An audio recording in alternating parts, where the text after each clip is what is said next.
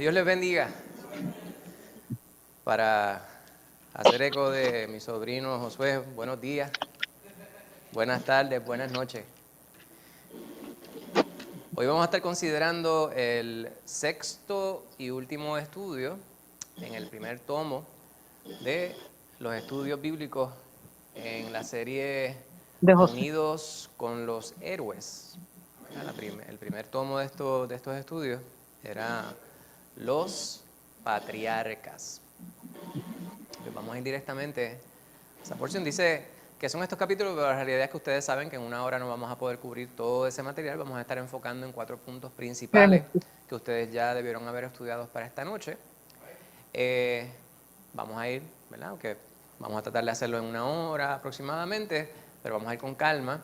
Importante ver las preguntas sobre las cuales ya ustedes meditaron. Tratamos de colocarlas aquí, la mayor parte de ellas, para darle la oportunidad de que usted pueda contribuir a la discusión de ello. Aquí tenemos, a modo de introducción, información respecto a la vida de José, o más bien el enfoque que dan los capítulos 37 al 50, los últimos capítulos, la última tercera parte, a grosso modo, de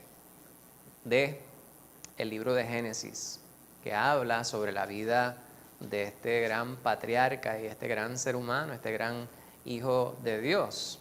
José. Y cuando nosotros evaluamos la vida de José, deberíamos maravillarnos en el gran ejemplo que nos deja de fidelidad, de integridad, de sensibilidad, de sabiduría, pero también de progreso, porque él no siempre fue así.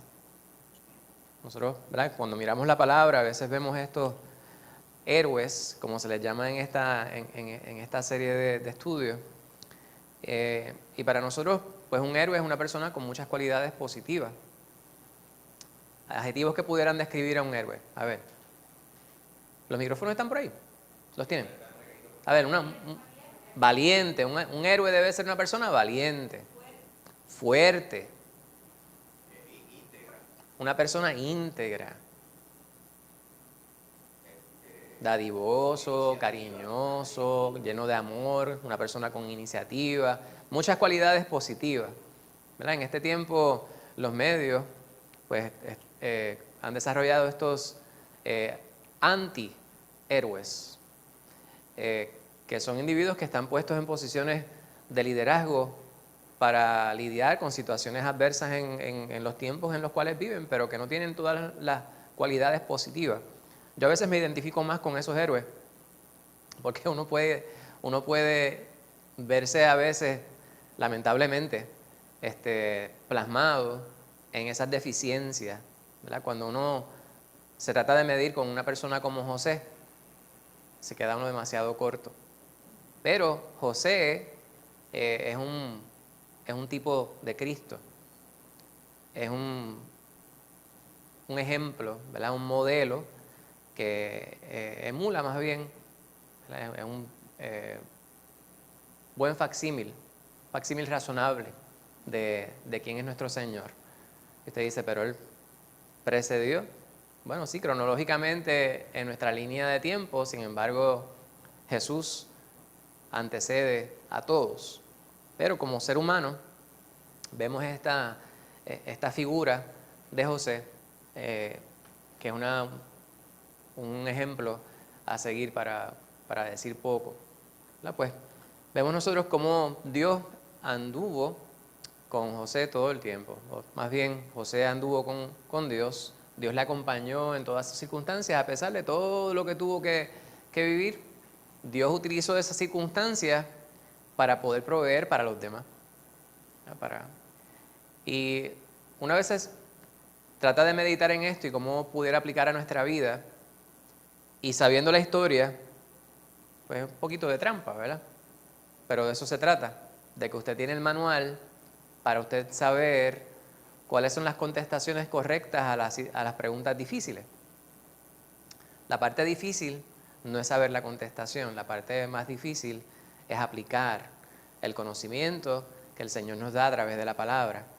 Y ahí es donde, cuando viene la prueba, tenemos nosotros que estar preparados. El domingo pasado Josué nos estuvo llevando a través de un estudio que hablaba sobre la necesidad de estar preparados en todo tiempo, ¿verdad? Preparados para la venida de Cristo Jesús. Pero la realidad es que debemos nosotros ser como Dios quiere que nosotros seamos. No solamente estar preparados para la venida de Jesús, puede que nosotros veamos, ¿verdad?, en nuestra vida su regreso y puede que no. Muchas personas a través de los últimos cientos de años, casi 2000 años ya, han estado esperando el regreso de Cristo Jesús. Nosotros sabemos que regresa y como estuvimos estudiando el domingo, sabemos que su retorno es seguro, pero no sabemos cuándo es. Y como no sabemos cuándo es, nuestro enfoque no debe ser hacer las cosas por miedo de que Cristo Jesús no nos haya haciendo lo que es correcto, sino por amor de que vamos a hacer lo que Él manda que debemos hacer todos los días de nuestra vida. Y es más sencillo ir paso a paso que tratar de correr el maratón de un jalón, como decimos en Puerto Rico. Pues, bocado a bocado, considerando cada circunstancia en nuestra vida, obrar sobre las mismas, según nos dice la palabra. Entonces, cuando miramos vidas como esta, tenemos más que suficiente ejemplo para saber qué es lo que es correcto y qué es lo que Dios espera y de qué manera Dios se manifiesta en las vidas de aquellos quienes son fieles a Él. José no sabía, aunque él sí se le permitían estas visiones en sueños, ¿verdad? Y él podía interpretar los sueños también. Dios le había dado este don. Sin embargo, a pesar de ello, no necesariamente quería esto decir que él podía obrar de manera sobrenatural más allá de lo que Dios le permitía que hiciera. No es que usted sepa lo que va a suceder, es que usted sepa cómo usted va a obrar en las circunstancias que se presentan. Pues sabemos nosotros que Dios siempre bendice a los que le obedecen. Hay unas preguntas que ustedes ya han considerado en sus manuales. Vamos a ir sobre ellas para darle la oportunidad de que ustedes participen en esta introducción. La primera pregunta es: ¿cuáles son algunos de los patrones tanto de obediencia como de desobediencia en las generaciones de los personajes ya estudiados? Ya se han considerado 6 personajes previos a este que estamos considerando hoy, ¿verdad? Han habido 5 estudios anteriores y en esos 5 estudios se han considerado principalmente 5 personas. Los primeros 2 que se consideraron fue la sesión número 1, ¿fueron quiénes dos? Adán y Eva. Obediencia y desobediencia en esas 2 vidas, ¿qué podemos ver? Y algunos paralelos que existen con lo que hemos visto aquí. Hermana Rosana.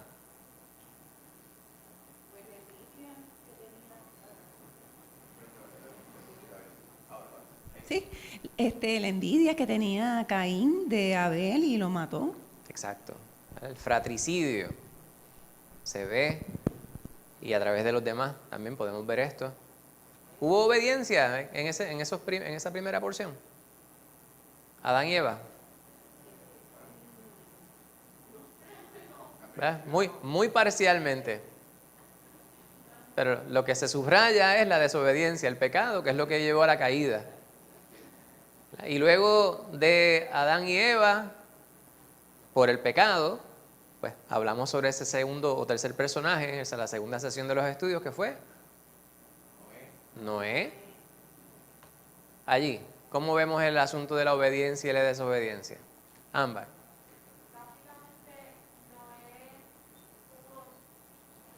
Noé tuvo lo que era fe de verdad porque él obedeció al Señor a ciegas completamente. Exacto, Creyendo Noé era en ciego. algo, no, creyendo en algo que no entendía. Muy bien, pues imagínese usted. 120 años construyendo ¿un qué? ¿Y para qué se usan las arcas? Y por ahí donde estaba el mar ahí, construye esto. Lo vamos a llamar un arca para que flote sobre el agua. Pero él simplemente hizo lo que el Señor le dijo. Nosotros miramos estas historias, hermano, Hay personas que las ven como historias muy fantásticas, pero hay situaciones en nuestras vidas que son paralelas a ello. Y si nosotros tuviéramos, como dice el Señor en su palabra, ¿verdad?, una pizca de la fe que tuvieron estas personas quienes obraron para el Señor a través de la historia, ¿cuántas cosas en nuestra vida no serían distintas? No serían distintas, no serían diferentes. Porque, nuevamente, una cosa es ser de Cristo y otra cosa es ser de Cristo y obrar como Cristo. Usted puede ser un cristiano, ir al cielo y vivir una vida de amargura. Yo estoy convencido de que eso es cierto. Estoy convencido de que hay muchas personas quienes han recibido al Señor, saben que Él es el Hijo de Dios y saben que solamente en Él hay salvación, pero persisten e insisten en hacer las cosas a su manera. Y hay instancias en las cuales yo no creo equivocarme, que de entre los que estamos aquí, que somos pocos, podemos decir, en algún momento yo he hecho eso y quizás no tan lejano de hoy.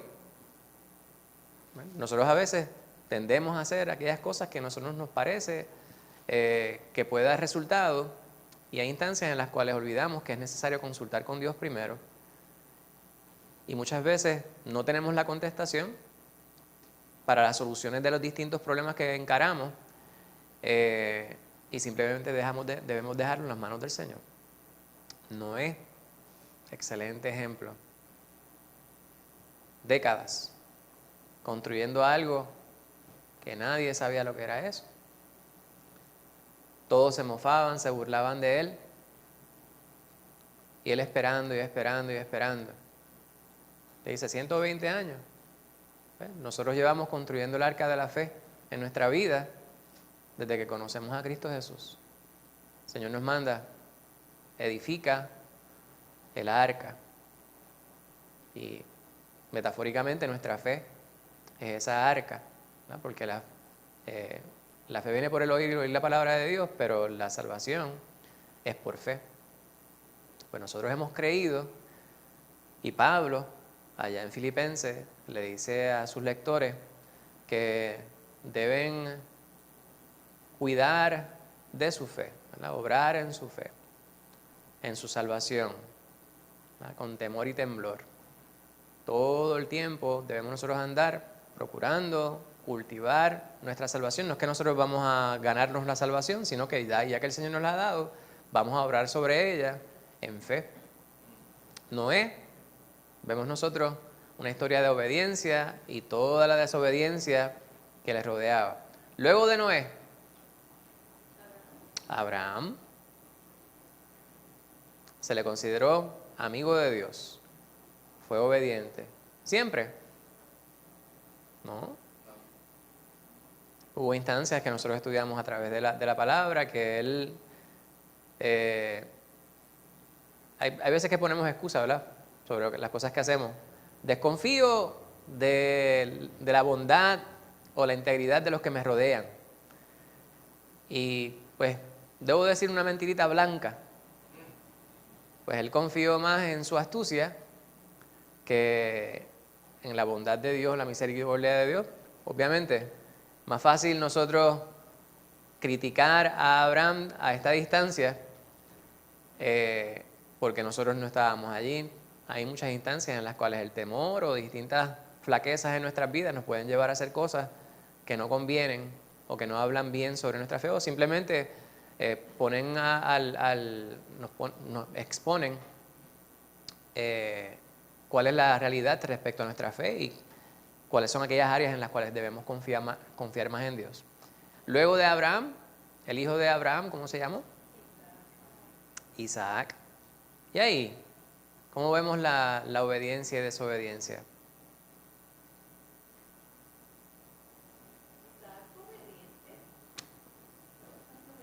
Ok. ¿Qué sobresale de iba a decir algo, pastor? ¿Qué sobresale? Ámbar estaba levantando la mano. ¿Qué sobresale de esa historia? Pues en los martes que estuvimos, el martes que estuvimos estudiándolo, yo siempre soy fiel creyente de que cada vez que uno lee algo de la palabra, uno aprende algo nuevo. Y cuando estuvimos viendo a Abraham, cómo es cuando él fue a sacrificar a su propio hijo, cómo es que él tenía que tener algún conocimiento, ¿verdad? Isaac tenía que tener algún conocimiento de lo que estaba pasando. Y aun cuando Abraham le dijo que, pues, estaba haciendo el acto de que iba a sacrificarlo a él, no se nos presenta en la palabra que él haya titubeado, Isaac, sabiendo que él iba a sacrificar su propia vida. So, aún en lo pequeño que podemos ver que él era, no se dice la edad exacta, pero se puede inferir que era bastante joven. Él tuvo esa fe de que si el papá confiaba tanto en el Señor, él también podía confiar en él. Amén. Lamentablemente, cuando ya es mayor y tiene sus hijos, muchas personas conocen pues la división que había entre él y su esposa en la preferencia de sus hijos, y ahí podemos tal vez ver un poco de desobediencia. Pero aún así, sí, el Señor estaba con él y Amén. conocía su corazón. Y esa preferencia lleva a división en la familia, ¿verdad? Ese ciclo fratricida, ¿verdad? No llega a ese punto y se vuelve a repetir más adelante en su nieto. En sus nietos, con su hijo Jacob, que es el estudio de la semana pasada, ¿verdad? Que estuvimos con Josué. Pues vemos que hay muchas cosas que se repiten. Hay personas quienes dicen, pues ve, que estas historias, quien las creó, pues fueron historias que el Señor permitió que fueran registradas para nosotros.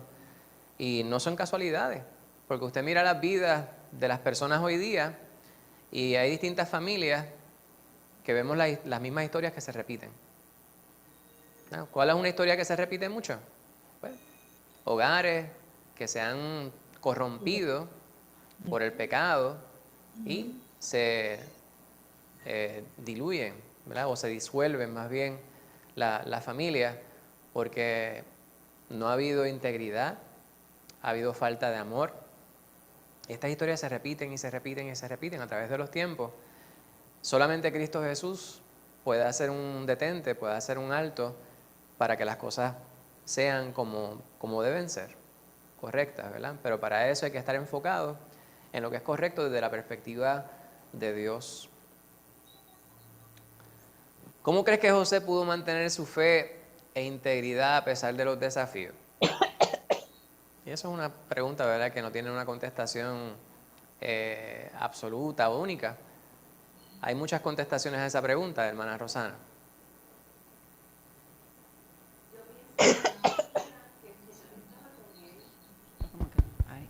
Que el Señor estaba con él desde jovencito cuando tuvo los sueños. Pienso yo eso, que como él sabía que la presencia del Señor, él confiaba y tenía esa fe, pues él pudo resistir todas las cosas que le vinieron encima. Amén. ¿Alguien iba a decir algo más? Hermana Lucy. Era temeroso del Señor porque cuando aquella mujer ¿verdad? La esposa de Potifar. Él pensó en eso. Exacto. ¿Verdad? Hermanita, usted iba a levantarla.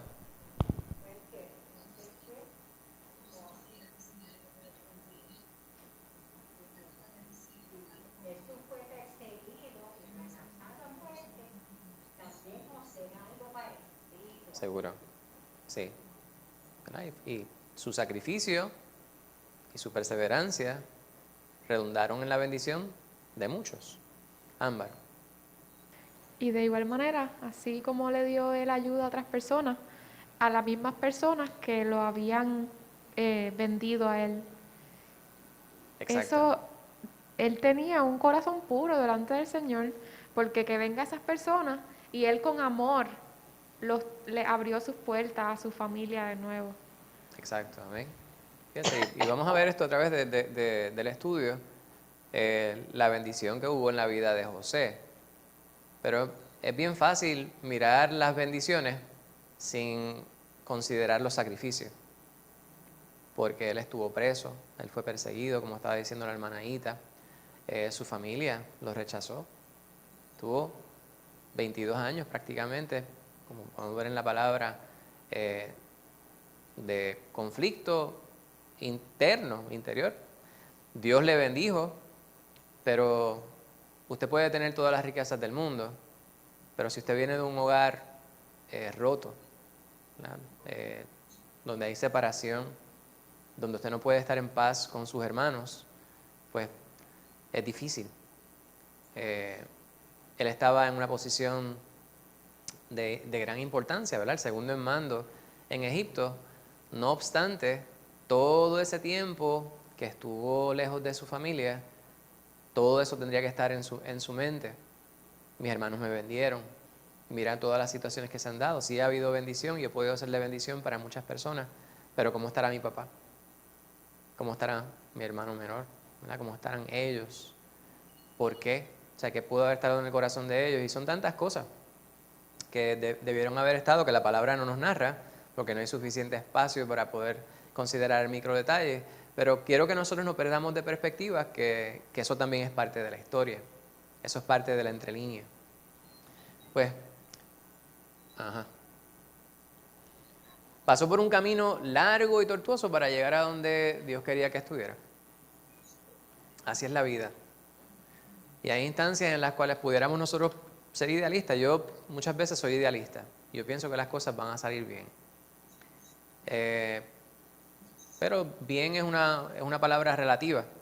Nosotros sabemos que las cosas van a salir bien porque confiamos que Cristo Jesús vendrá por su iglesia y eventualmente estaremos en la presencia de Dios eternamente. Pero quisiéramos que las cosas estuvieran bien aquí.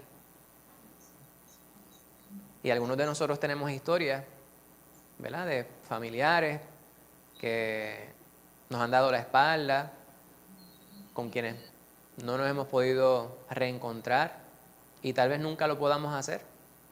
Tal vez estaremos en la presencia de Dios y eso nunca se haya resuelto. Pero la no resolución sí es una resolución. Las cosas terminan y esa es la solución, esa es la resolución. No siempre las cosas van a ir como nosotros quisiéramos que vayan. Para José, su historia, desde la perspectiva del mundo, tuvo un final feliz. Sin embargo, la palabra feliz o la definición de feliz no la podemos necesariamente definir nosotros más allá de la bondad de Dios. El que Jesús haya tenido misericordia sobre nuestras vidas y nosotros hayamos tenido la fortuna de poder recibirle como Señor en nuestras vidas, pues ese es el final feliz nuestro. Pero eso no quiere decir que todas las cosas van a ir tal como nosotros las habíamos planificado o quisiéramos desde la perspectiva humana. Pero para José, sí. Su trabajo no era manipular sus circunstancias, sino permanecer fiel y confiar en los planes y los propósitos del Señor. Y para esto hay que saber cuáles son los planes y cuáles son los propósitos de Dios. José podía ver la mano de Dios obrando en su vida y a base de eso él podía ver, podía presumir cuáles eran esos planes de Dios. Y en nuestra vida hay ciertas cosas que nosotros tenemos que tantear. Leemos la palabra, oramos, nos congregamos, servimos al Señor de la mejor manera que nosotros podemos, siendo realistas con nuestras debilidades y nuestras virtudes, pero no siempre vamos a tener todas las contestaciones, ¿verdad? Sí, nosotros hablamos sobre cómo es que la palabra contiene las contestaciones a las preguntas más importantes de nuestra vida. Sin embargo, van a haber situaciones en las cuales las circunstancias van a poner en tela de juicio cuáles son nuestras creencias, cuál es nuestro conocimiento y cuál es nuestra fe. Hay cosas para las cuales nosotros no podemos articular, humanamente hablando, cuál es la solución a la circunstancia, a la situación. Estoy seguro que todos hemos encarado en algún momento u otro alguna situación en la cual decimos, ¿y ahora qué yo voy a hacer? Estoy aquí, esto es una paradoja. Si hago esto, pues esto es de bendición y esto no pudiera ser de bendición. Si hago esto otro, pues también hay dos vertientes o más. En ese momento tenemos que confiar en que el Señor nos va a dar la salida. Pues la vida de José habla mucho respecto a esto. Y vimos nosotros lo que estábamos hablando. Las historias que se repiten, estos ciclos de las vidas de los individuos. Vemos en la vida de José, particularmente con la vida de Jacob, cómo es que se dan todos estos elementos, ¿verdad? El odio fratricida, el odio entre hermanos, que podría llevar hasta procurar la muerte del otro, del hermano de sangre. Cómo hubo una solución positiva a las circunstancias fuera del entorno inmediato, la familia, y un final feliz, para así llamarlo, ¿verdad? Una resolución positiva entre la familia. Y vemos nosotros que esta historia pues es el puente con el próximo libro. La semana que viene vamos a tener, y eso se lo estaré recordando al final del estudio, estaremos nosotros ya entrando en Éxodo. El pastor nos va a estar llevando a través del primer estudio, en el próximo tomo de esta serie de estudios. Allá vamos a estar hablando sobre los libertadores. Y el pastor me dijo, pero no es Simón Bolívar ni San Martín. Estamos hablando de los libertadores en la palabra de Dios. El primero de ellos que vamos a estar considerando es Moisés, y el pastor nos va a estar llevando a través de ese estudio. Vamos a ver este pequeño vídeo, unos 10 minutitos más o menos. Considérenlo y luego vamos a estar contestando unas preguntas.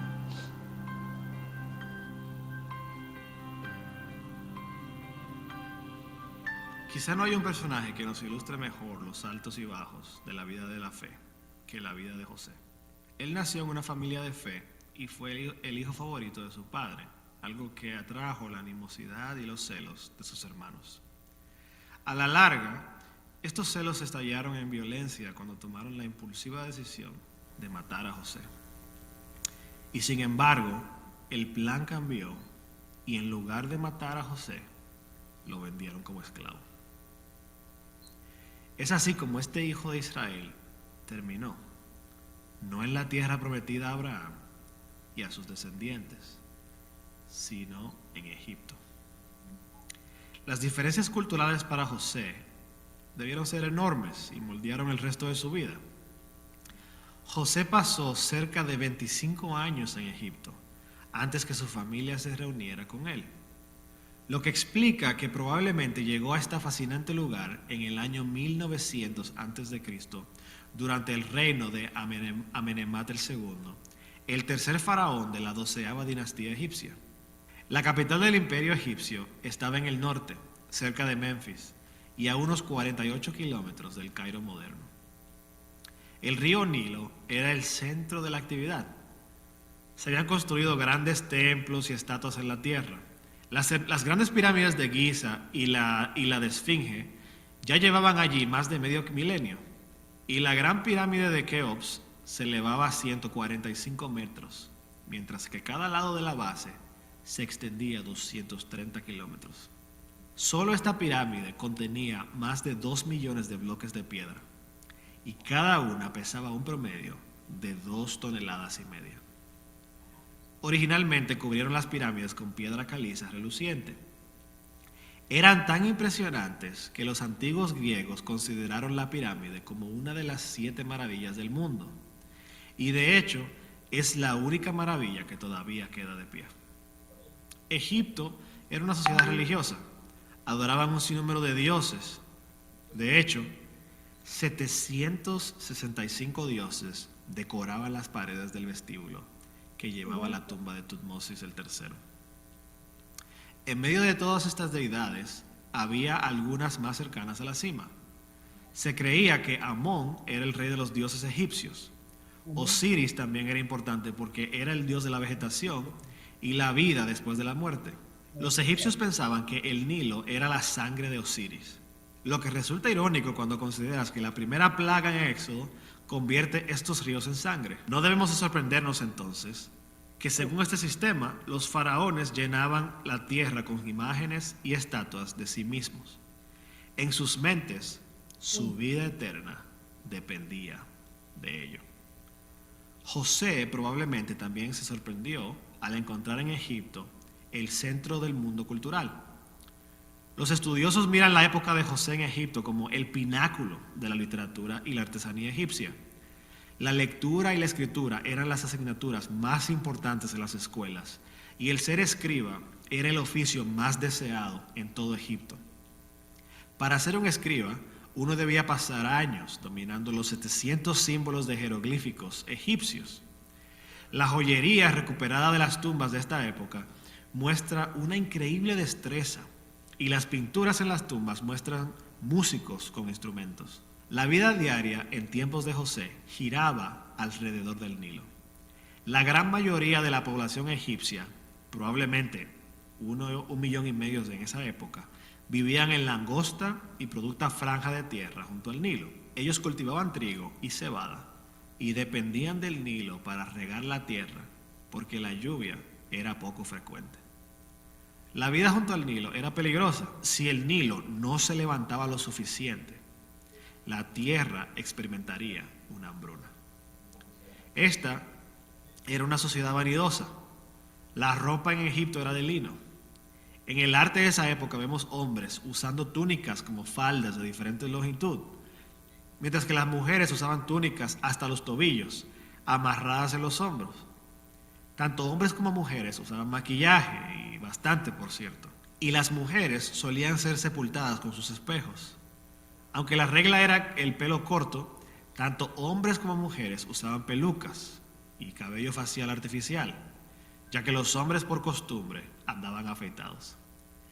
La dieta egipcia incluía pan, principalmente de cebada, uvas, dátiles, higos, olivas, col, queso, carne de cabra, cerdo, diversas aves de corral y pescado. La cerveza de cebada y el vino de uva y el de dátil o palma eran las bebidas más comunes. Aunque la caña de azúcar llegó después, los adinerados podían conseguir miel. En cuanto a la estructura familiar, los egipcios por lo general practicaban la monogamia. Y aunque los nobles y el faraón podían tener muchas esposas, también tenían un harén. Ramsés II tuvo 8 esposas principales y tuvo hasta más de 100 hijos. Pero por lo general, tenemos poemas de amor en esos días que sugieren que las personas sí buscaban casarse por amor. Y las pinturas en las tumbas suelen ilustrar a un esposo junto a su esposa en un abrazo amoroso. A diferencia de la esposa de Potifar, se esperaba que los cónyuges fueran fieles. Esto se enfatiza al ver el castigo por adulterio. O morías quemado o morías apedreado. Los niños egipcios jugaban y tenían juguetes y muñecas, y las mascotas incluían perros y gatos. Es en esta sociedad donde vivió José casi toda su vida. También fue la sociedad a la que trajo a su familia después de haber estado allí por 25 años. José vivió 110 años en total y murió en el año 1805 a.C. durante el reino de Amenemhat el III. Su reino fue la cumbre absoluta de prosperidad económica del Imperio Medio. Esto se debe en parte a las habilidades administrativas de José y a la adquisición de tierras para los faraones durante los años de la hambruna. José es una historia de altos y bajos. Él fue un hombre que pasó de ser hijo y el hijo más apreciado a ser un prisionero maltratado y finalmente llegó al palacio del faraón. Pero por encima de la historia de este hombre, José, está la historia de Dios, quien está dispuesto y es capaz de poner a personas donde Él quiere para que cumplan un papel en sus propósitos de redención. Amén. Piensen esto. Dios sabía que se aproximaba una hambruna y que para que el pueblo del pacto sobreviviera, debían de ir a Egipto. Y Él tomó a un joven y lo ayudó a maniobrar a través de los altos y bajos para que su pueblo llegara a Egipto. Pero no tenemos que detenernos aquí. Podemos trazar su plan no solo desde el principio de la vida de José, sino incluso hasta después. El pueblo de Dios estuvo en Egipto y con el tiempo se marcharía, y su partida incluiría milagros realizados por Moisés y la gran apertura del Mar Rojo, y todo esto era parte del camino para finalmente traer su pueblo a la tierra que Dios había prometido a su padre Abraham muchos siglos antes. Por lo tanto, sí, José fue un hombre extraordinario, pero aún más, José fue fiel a un Dios extraordinario que estuvo dispuesto a hacer lo imposible para cumplir sus promesas a su pueblo. Y aún lo está. Bueno. Mucha información muy interesante, ¿verdad? Si todavía están pensando, la base de las pirámides, 230 kilómetros, no, fue que él se confundió, debe haber sido 230 metros, 230 kilómetros no tiene Puerto Rico de largo. 230 metros, dentro de todo lo que él tuvo que leer allí, ¿verdad? Hay muchas palabras también que eran un poquito confusas, como nombres de faraones, etc. ¿Qué usted aprende o qué sabemos enfocados en la información que está ahí que sobresale respecto al lugar donde tuvo que vivir José? ¿Y cómo esto le servía o les podría ser de impedimento para servir al único Dios? Ámbar. Primero que la cultura era totalmente diferente a lo que vemos, ¿verdad?, de los patriarcas. Además de que lo más grande, ellos servían a un solo Dios, mientras que aquí había 765 dioses. Exacto. Algo más. El politeísmo era una cosa terrible. Y fíjense, lo que llamamos norma es lo que las personas por lo general hacen. Hay personas quienes utilizan una expresión fina, el status quo, aquello con lo cual la mayoría está de acuerdo. Yo a veces le digo a mis hijos de manera muy amorosa que yo le doy gracias a Dios porque ellos son anormales. O sea que son contra la norma, porque la norma tiene 45 tatuajes en el rostro, piercings por todos lados. No estoy diciendo que esas cosas sean intrínsecamente malas, ¿verdad? Porque son un asunto cultural y son cosas superficiales. Pero las actitudes, las aspiraciones, los enfoques en el materialismo, en la sensualidad, en la sexualidad, todas esas cosas son parte de la norma hoy día, incluso en preadolescentes. Cuando ahora está la expresión esta, o lleva mucho tiempo, ¿verdad? Yo recuerdo cuando yo comencé a trabajar como maestro allá en el 1900, ¿qué les importa? Yo tuve que dar una clase de literatura de la preadolescencia, o realmente destrezas de la preadolescencia. Yo decía, yo aparte de los cursos de desarrollo humano y cursos en educación que yo había tomado, yo decía, porque yo sé, yo tenía lo que eran 20 años cuando estaba trabajando como mi primera plaza de maestro. De hecho, las nenas en la escuela, cuando yo trabajé en una escuela pública en Mayagüez, me invitaban a mí para la playa. Y yo decía, hay ciertas cosas, ¿verdad?, que son parte de precisamente es el carecer de los individuos. Por eso le llaman adolescencia, porque adolecen de ciertas cosas. Y en esas destrezas de la adolescencia se hablaba mucho, ¿cuál era el concepto? Se me pierde la palabra ahora. El asunto es ese, el asunto es que las personas muchas veces tienen que hacer a base de lo que ellos conocen en su entorno inmediato. Y en la adolescencia está la influencia constante y sonante de los medios. Y lamentablemente esa norma es lo que viene a regir la vida del individuo. Estaba José viviendo en este lugar donde el politeísmo era la norma, la sensualidad, ¿verdad?, lo atractivo, la vanidad, el honrar lo estético, corpóreo, era la norma del tiempo. Y todas esas cosas podían servir de influencia en la vida de José, pero vemos cómo él se mantuvo fiel al único Dios. Y eso es importante, ¿verdad?, que hoy día nosotros seamos igual. Y eso es lo que debemos desprender también del estudio, que debemos nosotros ser así también.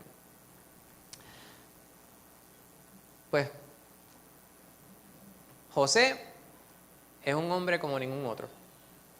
Estuvimos diciendo hace un momento que es un tipo Cristo, un tipo de Cristo, por todo lo que nosotros conocemos respecto a su vida y los paralelos que pudieran existir entre la de él y la de nuestro Señor Jesucristo. Ahora, una de las cosas que muchas personas subrayan es que en Puerto Rico hay una expresión que es ser cabezón. Las personas a veces se les infla el ego pensando que ellos son más importantes de lo que realmente son. Y parte de eso tiene que ver con la influencia que tuvo, la preferencia que demostraba su padre hacia él. En las mentes de los niños, pues lo que los padres le permiten, eso es lo que ellos van a tomar y lo que van a internalizar, y muchas veces eso les va a servir de una influencia bien grande respecto a las personas que van a terminar siendo ellos también en el futuro. Es bien importante. En nuestra cultura, yo he escuchado a muchas personas quienes dicen, yo quiero darle a mis hijos lo que yo nunca tuve. Y muchas veces el enfoque es en lo material. Y hay padres quienes no saben decirle que no a los hijos. ¿Por qué? Pues porque quizás ellos tuvieron una infancia y una juventud reprimida o en gran escasez, y tratando de ellos vivir vicariamente a través de sus hijos, pues quieren darle todas esas cosas. Y conocemos nosotros historias que se repiten de cómo es que el resultado de eso pudo haber sido nefasto en la vida de muchas personas. Pues vemos nosotros que parte de ese amor que sentía su padre por él pudo haber tenido una influencia en él, pero también en la perspectiva de sus hermanos hacia él, ¿verdad? Cómo veían sus hermanos que su padre le favorecía más a él que a ellos. Y esto es algo que debemos nosotros realmente internalizar. Ahora, a pesar de todo esto, esto con el tiempo disminuye, ¿verdad? Definitivamente él sabía que él tenía un don y podía reconocerlo porque lo ponía en práctica y veía el resultado de ello, ¿verdad? Me refiero al don de poder tener sueños y poder interpretar los sueños. Sin embargo, con el tiempo, la experiencia y las situaciones de la vida, todo eso quedó en un segundo plano y Dios le fue amoldando al hombre que él quería que él fuera. Aquí les incluyo un bosquejo de cómo aparece la vida de José desde desde el capítulo 37 hasta el capítulo 50. Son muchas diapositivas, no voy a leerlo todo, está todo ahí, va a estar para usted. Lo que aparece en rojo, no sé si usted puede distinguirlo, ¿verdad? Quienes no pueden distinguir el color rojo, yo les voy a decir cuáles son, ¿verdad? Los puntos 2, 3 y 4 romanos en esta primera porción, la venta de José, sueños de José, envío de José, así que en venta de José a los ismaelitas. Esas partes rojas que aparecen en estas diapositivas son los 4 puntos que vamos a estar considerando como énfasis a través del estudio de esta noche. O sea que esta va a ser la primera porción. La parte que le antecede es la envidia que sentían sus hermanos hacia él por el favoritismo que tenía su padre en comparación con sus hermanos. Luego, el pecado de Judá no tiene que ver con José, por eso le llamamos un paréntesis, ¿verdad? Que él se procreó con su nuera sin saberlo, pero seguía siendo visto como un pecado. Cuando fue a casa de Potifar, la hermana Lucy estaba haciendo referencia, ¿verdad?, a la tentación de la esposa de Potifar. La experiencia de José en la cárcel. Primero, era un varón inocente, sus hermanos le venden como esclavo, llega a una tierra extraña, es comprado como esclavo. Allá, por su apariencia, la dueña de la casa, pues, le instiga y luego la acusa falsamente, lo cual le lleva a la cárcel. Allá en la cárcel vemos los sueños de los presos y cómo es que esto le da notoriedad. Promesas que le hacen y cómo lo dejan en el olvido, ¿verdad? El olvido del copero. Luego viene la bendición para él. Faraón tiene sueños, él los interpreta. Y luego vamos a ver el llamamiento de José, relato de los sueños de Faraón, interpretación de los sueños de José y el consejero, y los consejos y sus consejos, nombramiento de José como virrey. Aquí su vida va tomando un giro bien diferente a cómo había comenzado. la primera visita de los hijos de Jacob a Egipto, y aquí vemos el propósito de Dios ya cumpliéndose, o sea, materializándose más bien debemos decir. Luego el segundo viaje de los hijos de Jacob a Egipto.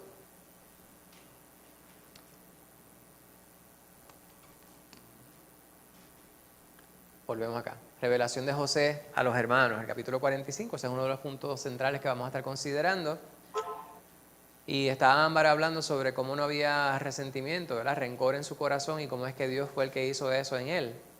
Hay instancias en las cuales nosotros, en cosas más sencillas, alguien le dio un corte de pastelillo en la carretera y usted quisiera estrangular a la persona en la carretera. Sin embargo, a él le hicieron mucho peor y él vio cómo Dios tenía un propósito y de hecho lo articula, lo dice, cómo Dios le permitió ser de bendición. Descenso de Jacob a Egipto, Jacob ante Faraón, obra de la unificación de Egipto bajo Faraón, incidentes relacionados con la muerte de Jacob. La muerte de Jacob, luto por Jacob, y luego temor de los hermanos y la generosidad de José. Amén. Pues hay mucha información, lamentablemente no vamos a ir sobre todo ello, pero esta es una historia que conocemos muy bien. Hay ciertas preocupaciones, ¿verdad?, que me invaden cuando considero historias como esta que hemos considerado mucho. Una de ellas es que pudiéramos nosotros pensar que ya lo sabemos. No hay peor pesadilla para un maestro que estar delante de un grupo de estudiantes que se lo creen que se lo saben todo. Pues mi recomendación siempre es asumamos la perspectiva humilde y hagámonos que no sabemos nada. Y siempre que asumimos esa actitud, yo soy de la creencia de que cuando esa es nuestra actitud, siempre vamos a aprender algo más. Por más sencillo que aparezca, más sencilla que aparente ser la historia, más sencillo y por más estudiado que hayamos sido respecto a los distintos temas, cuando los abordamos nuevamente con una mentalidad fresca, por así decirlo, ¿verdad?, o refrescada, siempre recibiremos la bendición de poder aprender más y ahondar más en el tema. Pues vamos a ir a esta primera porción, en Génesis 37, los versículos 5 al 11, y le voy a pedir a hermana Rosana que lea esa primera porción si es tan amable.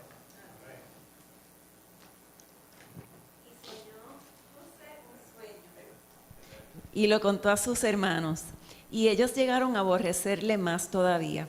Y él les dijo: oíd ahora este sueño que he soñado. He aquí que atábamos manojos en medio del campo, y he aquí que mi manojo se levantaba y estaba derecho, y que vuestros manojos estaban alrededor y se inclinaban al mío. Le respondieron sus hermanos: ¿reinarás tú sobre nosotros o se añorearás sobre nosotros? Y le aborrecieron aún más a causa de sus sueños y sus palabras. Soñó aún otro sueño, y lo contó a sus hermanos diciendo: he aquí que he soñado otro sueño, y he aquí que el sol y la luna y 11 estrellas se inclinaban a mí. Y lo contó a su padre y a sus hermanos, y su padre le reprendió y le dijo: ¿qué sueño es este que soñaste? ¿Acaso vendremos yo y tu madre y tus hermanos a postrarnos en tierra ante ti? Y sus hermanos le tenían envidia, mas su padre meditaba en esto.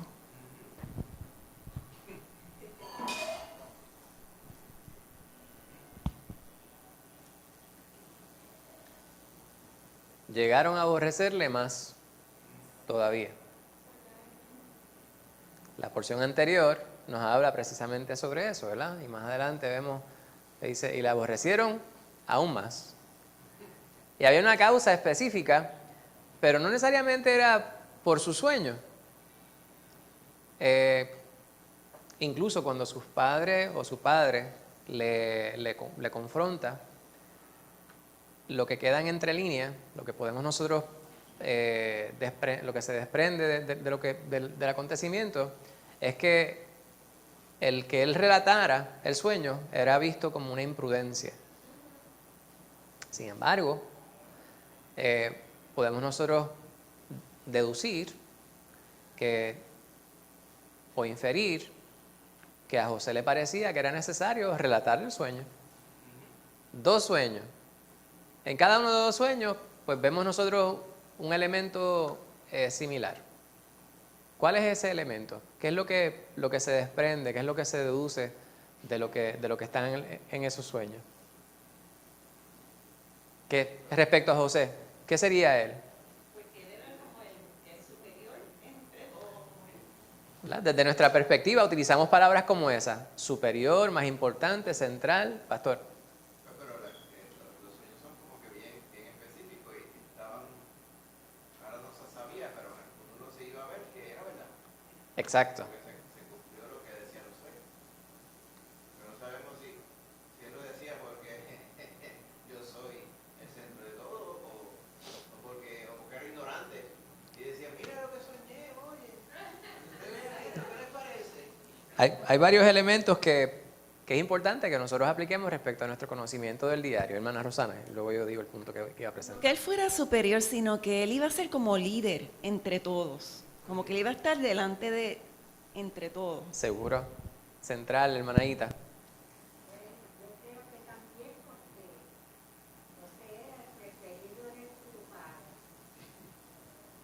El nene lindo. Sí, hasta que llegó Benjamín.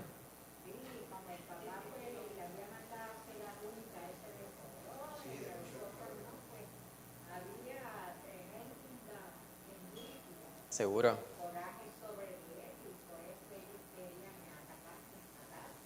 Ahora, algo que debemos hacer, ¿verdad? Y I want to challenge you, ¿verdad? Y estoy teniendo problemas ahora con las neuronas de lengua.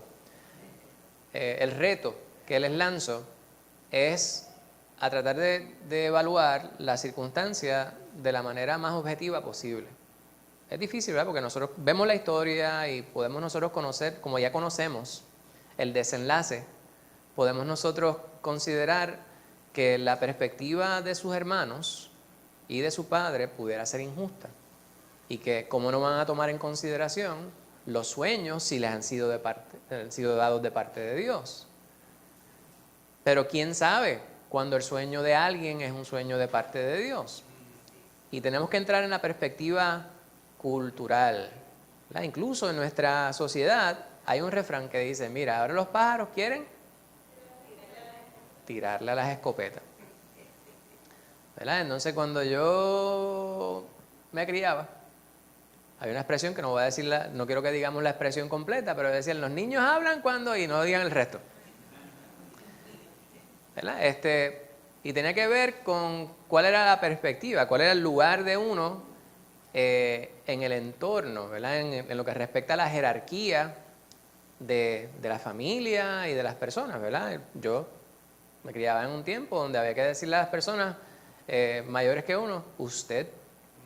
Eso hoy día, a mí me entra como un frío de momento por aquí cuando veo que un niño le dice a un maestro tú.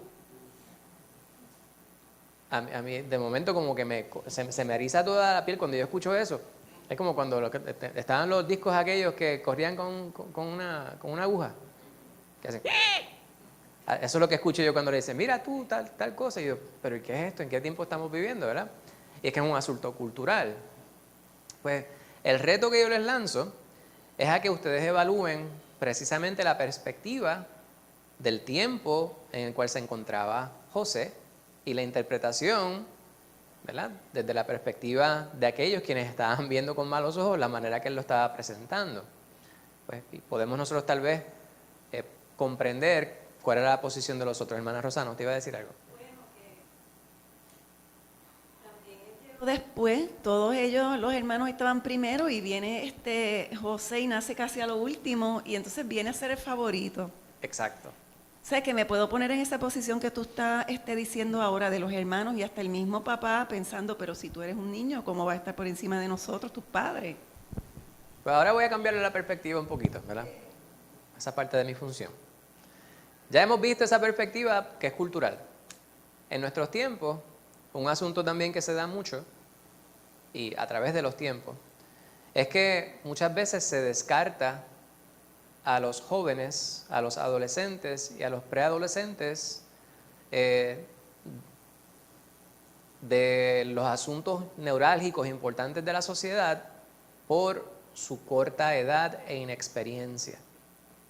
Sin embargo, esto muchas veces tiene un resultado en detrimento al progreso y desarrollo de esos quienes realmente son el foco de nuestra atención. Me explico. Los niños, preadolescentes, adolescentes y jóvenes adultos muchas veces llevan una etiqueta en su frente de ser rebeldes o diferentes en lo negativo, y así lo ve la sociedad, salud, simplemente por su corta edad. Y esto es bien importante, que nosotros lo consideremos, ¿verdad? Una de las cosas que está afectando a José dentro del marco que estamos considerando, a pesar de que estamos tratando de ser justos con la interpretación de los hermanos y los papás, ahora tenemos que ver el otro lado de la moneda. ¿Es importante nosotros establecer un balance o no debe existir un balance o cómo debemos nosotros evaluar las circunstancias en cada uno de los escenarios que se nos presentan?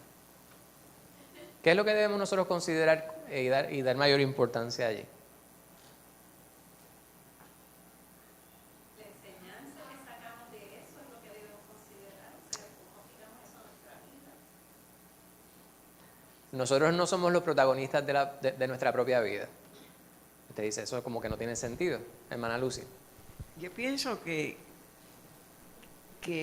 en la historia se ve el manejo de todo de parte de Dios, aún esos sueños. Y yo creo que hasta José estaba consciente de ello en su vida después. Y en su juventud quizá no. Quizá él simplemente estaba hablando sobre aquello que él vio. Usted a veces tiene un sueño, yo muchas veces no recuerdo mis sueños. La mayor parte del tiempo yo no los recuerdo. Hay personas quienes dicen, anoche soñé tal cosa. Hermano Héctor. Yo leí en uno de los manuales, creo que fue el de esto, que el Señor mandaba o se comunicaba con la gente a través de sueños, antes de que hubiera nada escrito. Y entonces, pues, no todos recibían sueños, porque los otros hermanos aparentemente nunca tuvieron ningún sueño, y solamente iba a José. Pues sería por alguna razón que el Señor sabría. Por lo que nosotros vemos a través de la palabra y el relato que estamos nosotros estudiando, es evidente que esto era un don específico que Dios le había dado a José. Exacto. No obstante, Dios se comunica con las personas y nos revela muchas cosas aún en este tiempo a través de los sueños. Sin embargo, hay que tener mucho cuidado con cómo nosotros interpretamos los distintos sueños, ¿verdad? Anoche soñé tal cosa y sucedió esto y esto y esto y pasé por aquí y aquel murió y qué sé yo qué. Quizás fue que usted se comió un emparedado a las 12 de la noche con un refresco y unas papas fritas y usted, eso fue lo que... Ahí está el resultado del sueño. Pues el asunto es que aquí no necesariamente es eso. Vemos nosotros que todo va tomando cierta forma, entonces hay más de un sueño que relatan algo muy similar. Pues les pedí ahorita que viéramos distintas perspectivas en el análisis de los relatos de los sueños de José a su familia. La perspectiva de ellos y la perspectiva de él, porque ninguna de ellas es absoluta. Nuestra interpretación de cada una de estas, por lo general y por experiencia, la verdad, no me refiero a la verdad absoluta, sino a la verdad respecto a la justicia en la interpretación, se encuentra en algún lugar en el centro. Sí había parte de cabezonería de parte de José, ¿verdad? En su juventud era algo novel para él y el poder tener estos sueños le parecía que era algo que tenía que relatar y quizás estaba muy emocionado para decirlo, pero no estaba tomando en consideración la manera que se podía malinterpretar lo que le estaba diciendo. Y los otros disparaban de la baqueta. Mira, los pájaros quieren dispararle a las escopetas y estaban ellos de inmediato furiosos con él por su imprudencia. Sin embargo, ninguno de ellos, fuera de su papá, ¿verdad? El papá pues le dio una reprimenda, pero no tomaron el momento para considerar la base, ¿verdad? O la sustancia más bien de lo que se estaba relatando. Estás diciendo esto, sabes lo que podría significar esto, ¿dónde nos colocas a nosotros? Estás hablando de 11, estás hablando de números específicos, ¿verdad? Tu madre y yo y tus hermanos, tus 11 hermanos, todos nos vamos a inclinar ante ti. ¿Es esto lo que tú sientes en tu corazón? Y dale la oportunidad para que él hable. El problema que a veces tenemos con la juventud hoy día es que como no tienen experiencia, aquellos quienes sí la tenemos, le tapamos la boca y me vas a escuchar y se acabó. Estoy hablando en la familia, pero también en la sociedad en general. Y la manera de canalizar entonces sus ideas se torna una que muchas veces pudiéramos malinterpretar como rebeldía. Se pudiera llegar a ese punto por el hecho de que no tienen otro foro.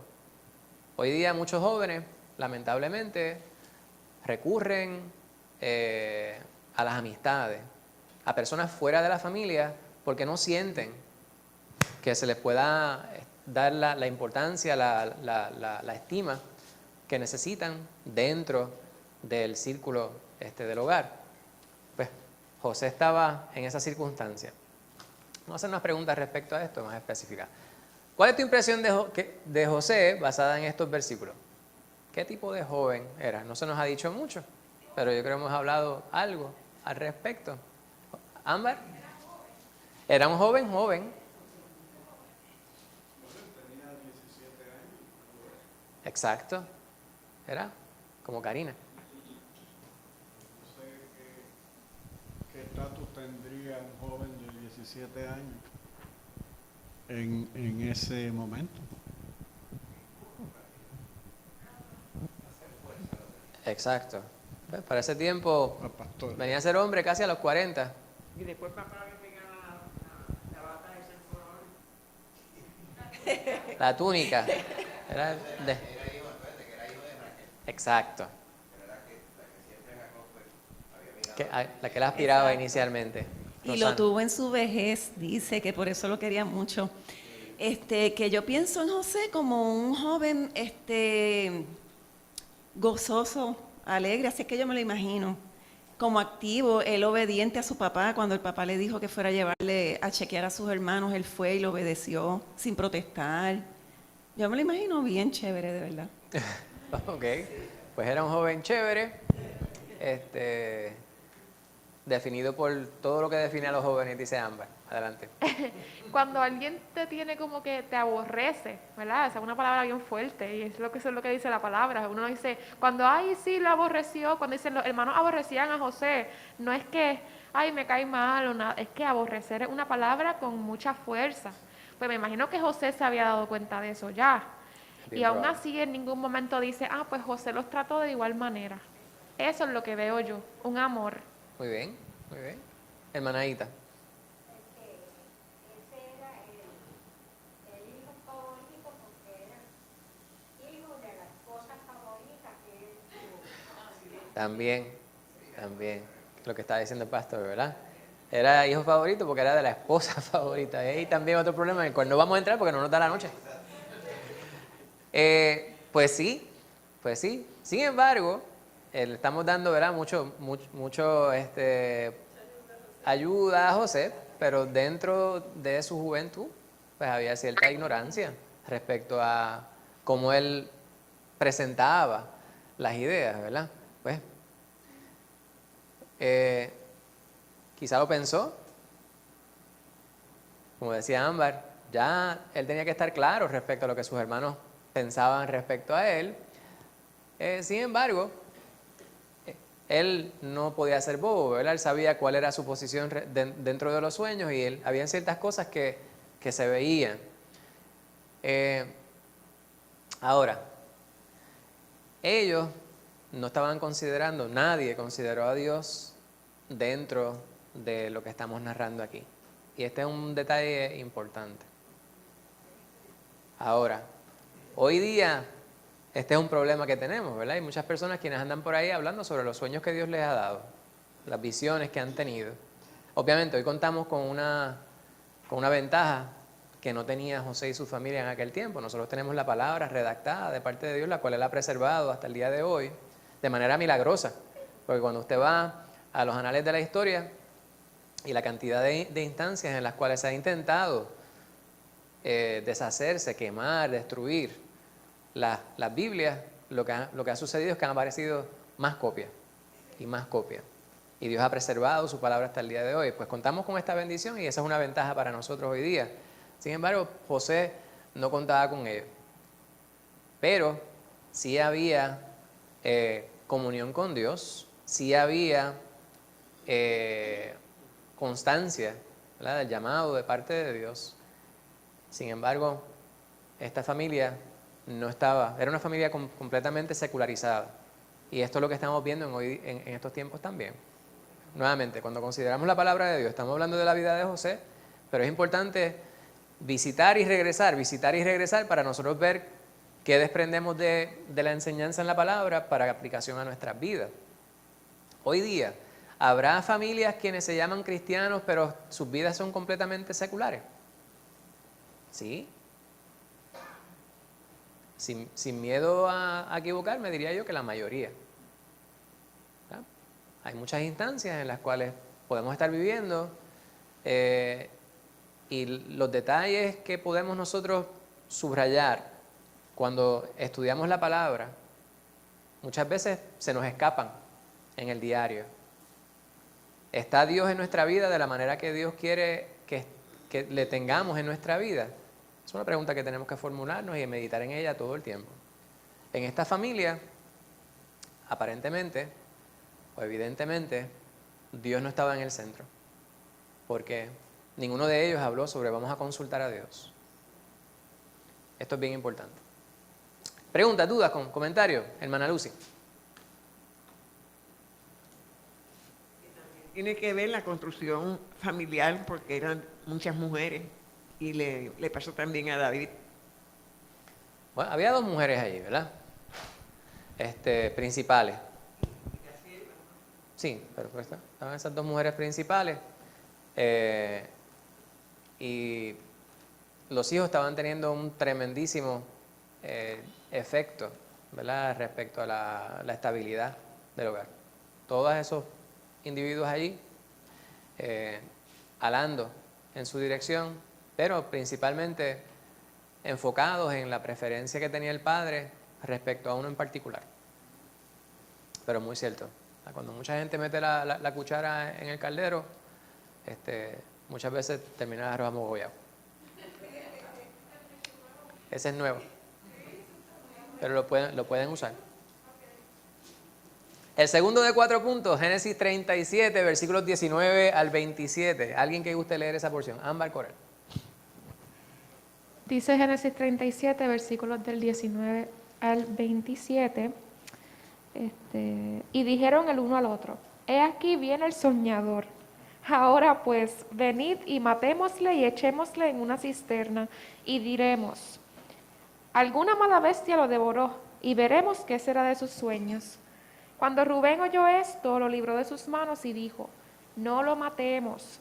Y les dijo Rubén: no derraméis sangre, echadlo en esta cisterna que está en el desierto, y no pongáis mano en él, por librarlo así de sus manos para hacerlo volver a su padre. Sucedió pues que cuando llegó José a sus hermanos, ellos quitaron a José su túnica, la túnica de colores que tenía sobre sí, y le tomaron y le echaron en la cisterna, pero la cisterna estaba vacía, no había agua en ella. Y se sentaron a comer pan, y alzando los ojos miraron, y he aquí una compañía de ismaelitas que venía de Galaad, y sus camellos traían aromas, bálsamo y mirra, e iban a llevarlo a Egipto. Entonces Judá dijo a sus hermanos: ¿qué provecho hay en que matemos a nuestro hermano y encubramos su muerte? Venid y vendámosle a los ismaelitas, y no sea vuestra mano sobre él, porque él es nuestro hermano, nuestra propia carne. Y sus hermanos convinieron con él. Amén. Interesante. ¿A quién le vendieron a José? Se lo vendieron a unos ismaelitas. La raíz de esa palabra, ¿verdad?, de esa expresión, de ese gentilicio ismaelita, viene de... Y sabemos que Ismael era otro hijo de Abraham, el primer hijo, pero que no fue considerado el primogénito, porque ese no fue el que Dios le mandó. Ese fue el que tuvo con la sierva con Agar. ¿Perdón? Se lo vendió a sus primos lejanos, sin embargo, pero esos ismaelitas eran la vertiente que se separó, ¿verdad? De Abraham. Que es bien interesante, ¿verdad? Que vemos unos paralelos que coinciden dentro de la narración. Ahora, Ámbar estaba hablando sobre el aborrecer. Si tenemos alguna duda respecto a cuánto era el sentimiento negativo que tenían los hermanos hacia él, lo vemos en esas primeras porciones que leyera Ámbar ahí. Estaban ellos planificando quitarle la vida, matarlo, asesinarlo.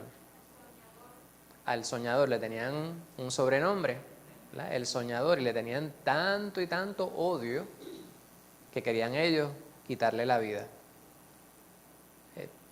Hermana Rosana. Si venimos a ver eso es como un anticristo, como un espíritu de anticristo, porque querían destruirlo. ¿Qué puede llevar a una persona a querer quitarle la vida a otro? Envidia, odio. Si usted no tiene la contestación correcta, pues gloria a Dios, qué bueno que usted no tiene la contestación, porque no puede pasarnos por la mente, ¿verdad? Quizás nos quedamos con la duda. ¿Cómo es posible que una persona, porque yo puedo entender que alguien pueda quitarle la vida a otro en defensa personal, defensa propia, en una guerra, ¿verdad? Que también cualificaría, tal vez, en algunas instancias, como defensa personal. Sin embargo, planificar, tramar para quitarle la vida a otro, tiene que haber mucha maldad, mucho rencor, mucha amargura en el corazón de una persona como esta. Tiene que haber mucha oscuridad en esa vida, hermana Lucy.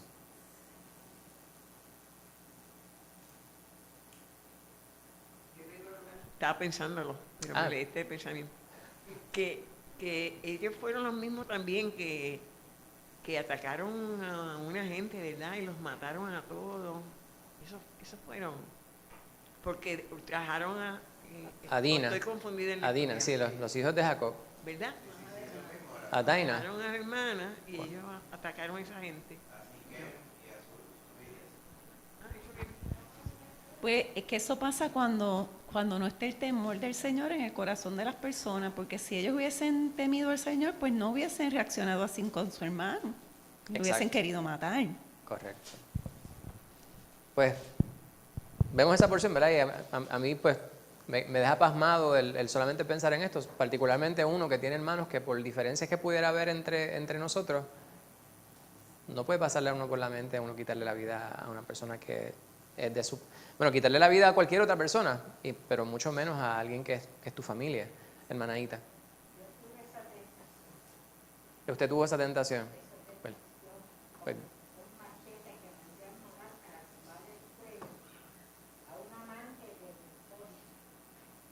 gloria a Dios que no se concretó. Para ese tiempo yo tenía mis 20 años.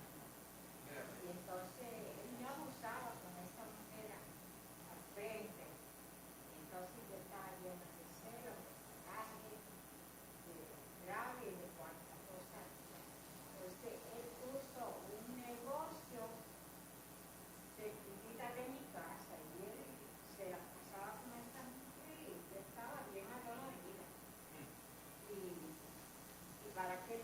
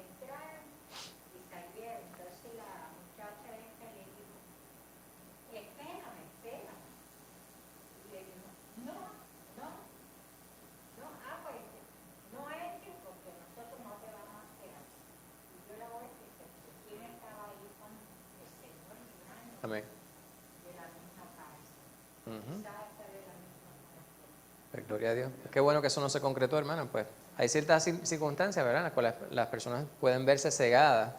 Pero esa historia no es paralela a la que estamos considerando. Esta es una historia completamente distinta. Obviamente, hay distintas razones por las cuales las personas pudieran llegar a la conclusión, a la decisión de tomar una acción como esa. Pero donde convergen ambas historias es que cuando se llega a esa decisión, nunca puede estar Dios. Dios no está en la decisión, en esa toma de decisiones. Ciertamente puede intervenir, a veces Dios no interviene, ¿verdad? Y esa es su voluntad. Personas muchas veces se preguntan, ¿y dónde estaba Dios cuando tal cosa sucedió?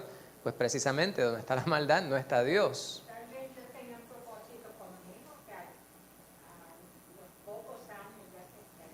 ¿Sí? Y todo eso, me arrepentí de todo lo que pasó y pues gracias al Señor que vivo para eso. Amén. Pues, para el Señor es la gloria de que todo se dio de la manera que se ha dado. Pero ha habido otras historias en las cuales las personas sí han tomado la decisión incorrecta, han terminado en la cárcel y ahí se han encontrado con el Señor y han reformado sus vidas completamente. En el caso de estos ingratos, cegados por la envidia, cegados por un hermano que ha sido declarado el favorito, a quienes le tienen tanto y tanto desprecio que no lo pueden llamar por su nombre. Ya le tienen un mal nombre y llegan a la decisión de que van a hacerle daño físico. Pero hay uno que utiliza la razón. Entonces decide alivianar un poco la situación. Vamos a tirarlo allí, en un pozo. Y uno dice, qué gran diferencia, ¿verdad? Pues lo van a tirar en el pozo, pero la porción que lee Ámbar, algo que sobresale, dice, por librarlo así de sus manos para hacerlo volver a su padre. ¿Verdad? Por lo menos la narración, ¿verdad?, dice que hay una intención más allá de no matarle. ¿Verdad? Rubén, no derraméis sangre, echadlo en esta cisterna que está en el desierto y no pongáis mano en él. Por librarlo así de sus manos para hacerlo volver a su padre. O sea que había una intención en el corazón de Rubén, al menos en la narración se subraya, que era, vamos a entrar en cordura, y siendo él el mayor, ¿verdad?, tenía autoridad sobre sus hermanos también, y le hicieron caso. Él dice, no lo vamos a matar, vamos a echarlo aquí. Y él en su corazón aparentemente estaba pensando, la cosa se va a suavizar y vamos a poder devolverlo a nuestro padre. Que aunque él tuviera algún tipo de rencor, algún tipo de celo contra su hermano, el amor y el respeto por su papá era algo que le estaba aparentemente invadiendo el corazón y lo estaba llevando a reconsiderar las acciones que estaban ellos planificando. Ámbar. Que ahora aprendí algo, o sea, consideré algo nuevo pensando en lo que estás hablando, porque ellos sí amaban a su papá, ¿verdad? Ellos amaban tanto a su papá que querían la estima de su papá tanto como la tenía José. Y tal vez, ¿verdad?, puedo estar mal en interpretarlo de esta manera, tal vez ellos no lo mataron, no tanto por amor a José, sino por amor a su papá. No es que Úrsula le esté pegando, tratando de ahuyentarle una... Sí, no hay pelea aquí al frente, es que está todo el mundo allá atrás preocupado. Sí, es que hay alguien manoteando aquí a un hermano en la fila del frente, pero no es violencia, no es violencia. Pues sí, lo que está diciendo Ámbar es muy cierto. Ellos amaban a su papá y le tenían alta estima y querían ellos honrarle, ¿verdad? Y querían ser bien vistos por él.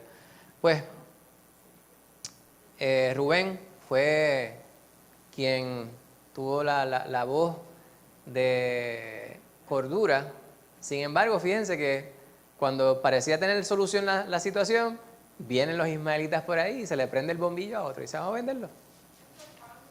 Y todos estuvieron de acuerdo en vender a su hermano para enviarlo como un esclavo para allá, para Egipto.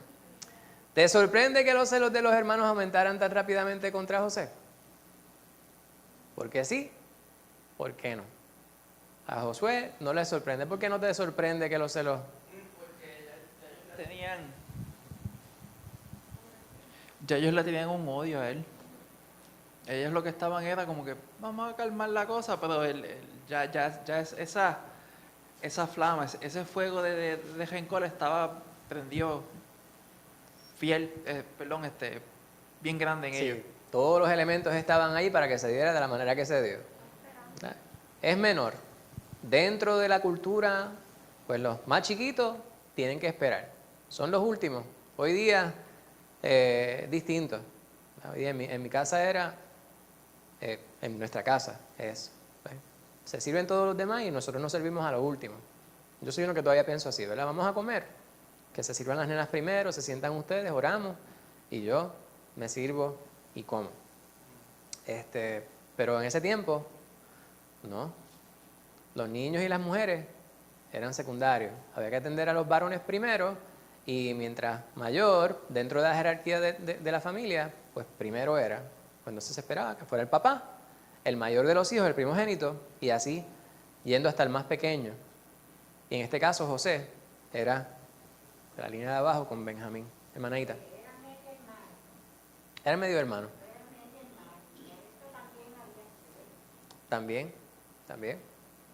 Pues vemos nosotros que no nos debe estar raro que aumentara tan rápido, ¿verdad? La reacción de los hermanos de José fue por el producto de la frustración reprimida por muchos meses e incluso muchos años que Judá nos rescató a José. Sí propuso una idea que podría salvarle la vida. Sigue la pelea aquí al frente. Ponte en el lugar de José. ¿Qué cosas te habrían pasado por la mente durante esta secuencia de acontecimientos? Esa pregunta está tremenda, ¿verdad? Te dices, pues ¿qué no me va a pasar por la mente? ¿Me van a matar? Hasta aquí llegué, estoy frito. Y ahora estoy en esta cisterna, ahora peor todavía, porque quién sabe si vienen las serpientes, los escorpiones y me matan. No ha llovido mucho tiempo, ahora viene y se llena la cisterna esta para mala pata. Bien. Ahora estoy ahí, esto con estos ¿qué? Ismaelitas. Ámbar.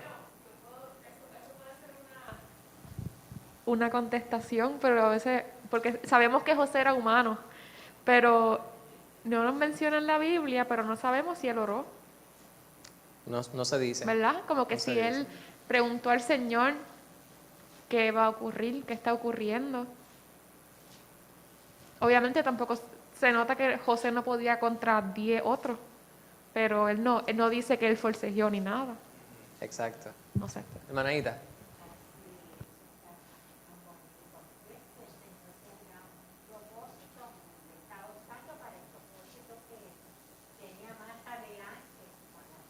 Exacto.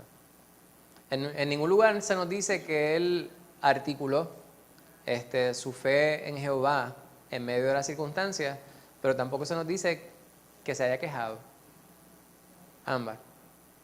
Y él realmente creía en su corazón los sueños que el Señor le había revelado. Él tendría esa fe en su corazón también de que eso iba a ocurrir eventualmente, eso no podía ser su final. Muy bien. Precisamente esto. El tiempo habría de revelar todo, ¿verdad? ¿Cuál era el plan perfecto de parte de Dios? ¿En qué momento has dudado? Esto es para que usted medite en ello. ¿Verdad? ¿En qué momento has dudado de que Dios encamina todas las cosas para nuestro bien y para sus propósitos? No me conteste. Y usted dice, pues nunca, pues usted es muy afortunado. Sin embargo, la realidad es que en nuestra naturaleza humana hay muchas instancias en las cuales pudiéramos nosotros llegar a dudar. ¿Verdad? Y eso no quiere decir que Dios no esté con nosotros. Eso quiere decir que somos humanos. Eso quiere decir que la prueba es más grande que las pruebas anteriores, ¿verdad? No más grande de lo que podemos nosotros soportar. Nos dice la palabra que Dios no nos permite pasar por pruebas, no nos hace pasar por pruebas más grandes de las que nosotros podamos soportar. Sin embargo, en la educación, por ejemplo, hay algo en lingüística. Había un lingüista que es de apellido Krashen, que tenía una teoría que se llamaba I+1. tiene que ver con el coeficiente intelectual del individuo o el conocimiento del individuo desde la perspectiva lingüística, más un poquito más difícil. Si no se sometía a la persona a ese tipo de experiencia, se iba a quedar igual, ¿verdad? Su conocimiento se iba a quedar en un plató. Pues las pruebas en nuestra vida nos vamos dando cuenta, y hay personas quienes dicen, cuando usted profesa fe en Jesús es cuando viene y se pone la cosa difícil. Podría aparentar ser así, pero lo que el Señor permite es que nosotros vayamos fortaleciéndonos cada vez más. Las pruebas que hayamos difíciles en este momento, si las hubiésemos tenido que vivir cuando comenzamos a andar con el Señor Jesucristo, serían insoportables, intolerables.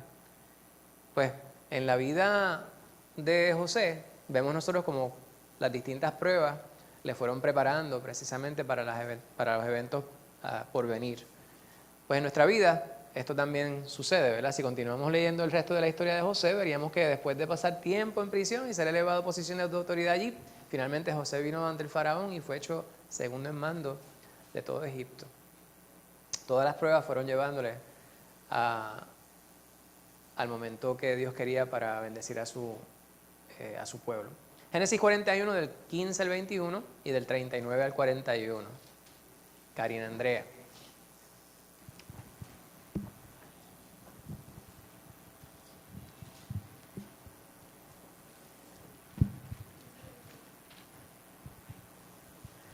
Dice así, Génesis 41, 15 al 21. Y dijo Faraón a José, yo he tenido un sueño y no hay quien lo interprete, mas he oído decir de ti que oyes sueños para interpretarlos. Respondió José a Faraón diciendo, no está en mí, Dios será el que dé respuesta propicia a Faraón. Entonces Faraón dijo a José, en mi sueño me parecía que estaba a la orilla del río, y que del río subían 7 vacas de gruesas carnes y hermosa apariencia, que pasían en el prado, y que otras 7 vacas subían después de ellas, flacas y de muy feo aspecto, tan extenuadas que no he visto otras semejantes en fealdad en toda la tierra de Egipto. Y las vacas flacas y feas devoraban a las 7 primeras vacas gordas, y éstas estaban en sus entrañas, mas no se conocía que hubiesen entrado, porque la apariencia de las flacas era aún mala como el principio, y yo desperté. Y dice Génesis 41, del 39 al 41. Así.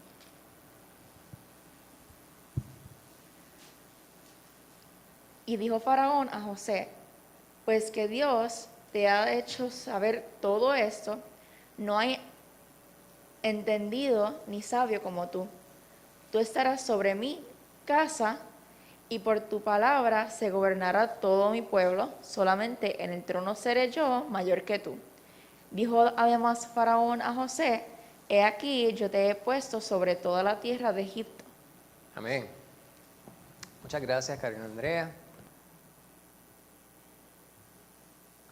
Esta parte nos muestra a un José muy distinto, ¿verdad? Pero ya él ha pasado la seca y la meca, ha pasado, como dicen en inglés, de Niagara en bicycle. Ha pasado muchas vicisitudes, muchas dificultades, y todo esto le ha permitido a él crecer. Saltamos unas porciones, obviamente, ¿verdad? Porque hay tanto que hablar sobre José, la experiencia que tuvo con la esposa de Potifar, el tiempo en la cárcel, ya estar aquí interpretando los sueños de el más poderoso en el plano terrenal de ese lugar, ¿verdad? De Egipto.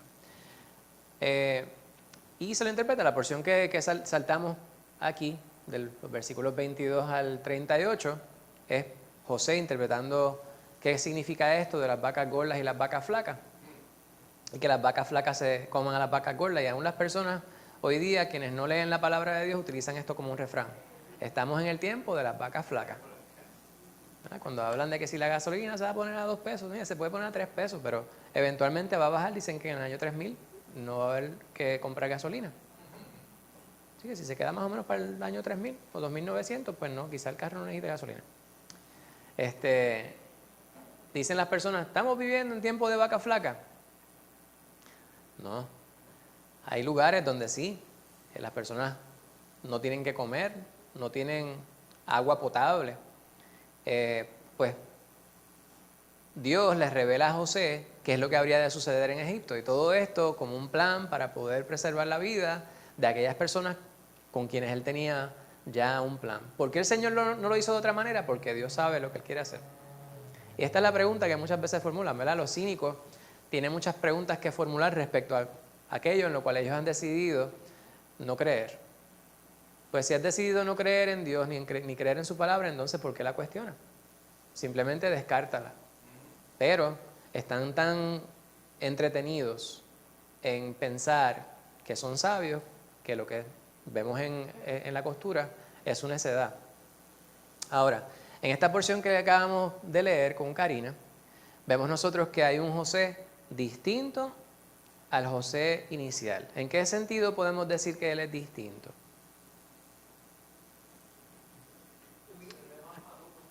Es más maduro, ¿verdad? Se presume que es un individuo más maduro. ¿Por qué? Más prudente. Humilde. ¿Y algo específico? Exacto. Él atribuye a Dios. Cuando Faraón le pregunta, le dice, mire, interprétame esto. Y él le dice, esto no está en mí.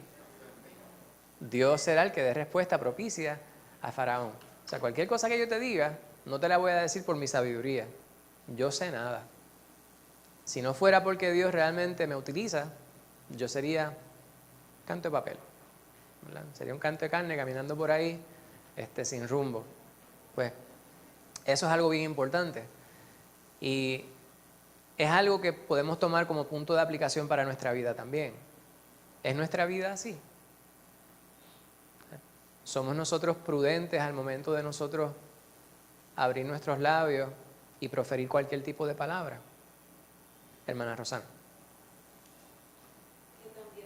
Ver como el camino, o sea, el viaje de José desde pequeño, que tuvo los sueños y él no reconocía el plan de Dios en su vida, pero ahora lo puede reconocer. Ves como que ha ido creciendo y ya puede ver el plan de Dios claramente. Amén. Fíjense, José también le da la gloria a Dios en medio de las circunstancias. Les reconoce delante de alguien que ya él tiene que saber no es creyente necesariamente en el mismo Dios que él. Estábamos nosotros considerando la cantidad de dioses en los cuales creían los egipcios. Él se mantuvo firme respecto a su creencia. Y de esta manera fue que se lo expresó a Faraón. Faraón respetó la actitud de parte de José de mantenerse firme, de ser íntegro, y demostrar su fe en el único Dios, al punto que le coloca en una posición de gran estima, ¿verdad? Segundo solamente ante Faraón, y eso solamente lo hace Dios. Fíjense que él no buscó vanagloriarse y Dios le dio gloria. Amén. ¿Qué notas en la respuesta de José que le dio a Faraón que revela esta respuesta sobre su carácter? Y ya nosotros contestamos esa pregunta.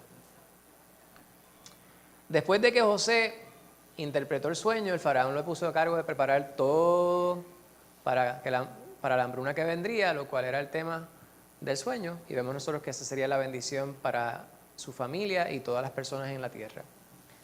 Y el último punto, Génesis 45, versículos 1 al 15, han sido mujeres quienes han acaparado todas las lecturas en la noche de hoy. Yo quisiera que al menos un varón leyera ahora. Le voy a pedir al hermano Héctor que si tuviera la bondad de leer esos últimos 15 versículos, se lo vamos a agradecer. Génesis 45, 1 al 15.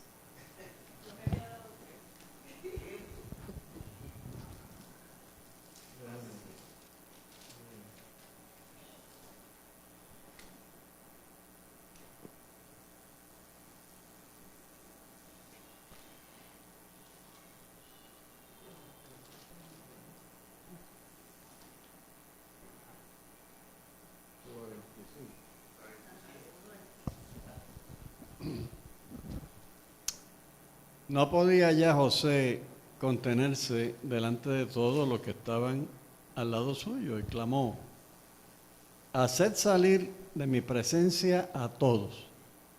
Y no quedó nadie con él. Al darse a conocer José a sus hermanos, entonces le dio a llorar a gritos, y oyeron los egipcios, y oyó también la casa de Faraón. Y dijo José a sus hermanos: yo soy José, ¿vive aún mi padre? Y sus hermanos no pudieron responderle porque estaban turbados delante de él. Entonces dijo José a sus hermanos: acercaos ahora a mí. Y ellos se acercaron. Y él dijo: yo soy Josué, vuestro hermano, al que vendieron para Egipto. Ahora pues, no os entristezcáis, ni me pese haberle vendido, porque para preservación de vida me envió Dios delante de vosotros. Pues ya ha habido 2 años de hambre en medio de la tierra, y si quedan 5 años en los cuales habrá arada ni siega. Y Dios me envió delante de vosotros para preservaros posteridad sobre la tierra y para daros vida por medio de gran liberación. Así pues, no me enviasteis así vosotros, sino Dios, que me ha puesto por padre de Faraón y por 6 de toda su casa y por gobernador en toda la tierra de Egipto.